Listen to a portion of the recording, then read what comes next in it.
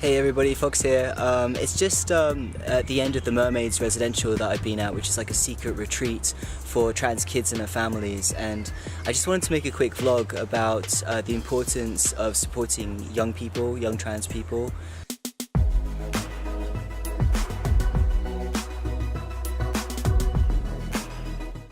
I was called up actually last week because there were a few articles that hit the press asking whether 3 was too young for a child to know who they are and to say that they're trans. And I had to chat with a talk show host, and I'll leave the link below with the chat that I had.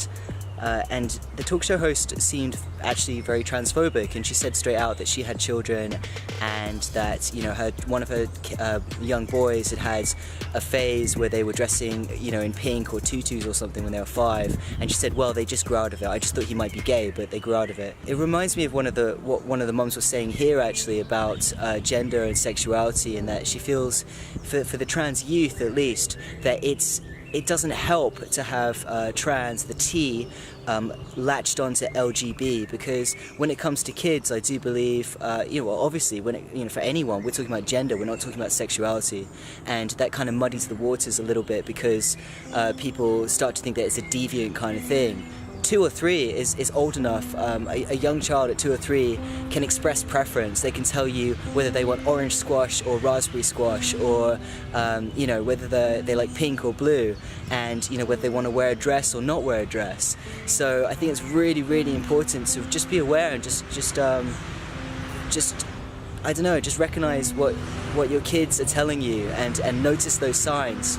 Because for me, when I didn't, because there was no awareness around trans issues, and because of that, I was just seen as a bad kid. I was seen as the black sheep, a difficult child, the one that wouldn't conform, the tomboy, and I had such a difficult time because of it, because I was seen as a naughty child, when actually I wasn't a naughty child. I was a very clever child, and I was very, I really wanted to please people, and then for me, when I hit the wrong puberty and I felt very much alone with everything, it was a horrible time, and I'm really lucky to have made it. That's the end of my rant about trans kids, but this weekend has been just so wonderful. I think it's my 3rd Mermaids residential. It's my 2nd time at this location, which is very much like an American summer camp, and I just love it so much, and the people here are really, really special, and I'm so grateful that this whole place exists.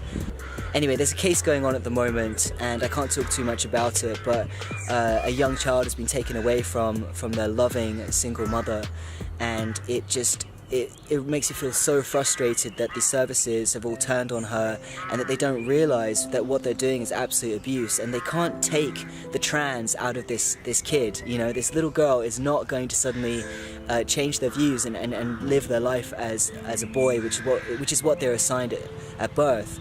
It's just going to traumatize them, and it just breaks my heart that a young person like that is having to go through that right now, where they've been taken away from their mother, they're being made to live their life as a boy, being treated like a boy, and it must be pretty scary, it must be pretty awful. So I hope that she can get through this, and it doesn't scar her too much. Anyway, I'm so glad Mermaids exists. It's such a fantastic event, really great people. I was here with about 85 plus people, kids and parents, siblings as well, and thank God Mermaids exists. Alright, look after yourselves, and I will chat more soon. Bye.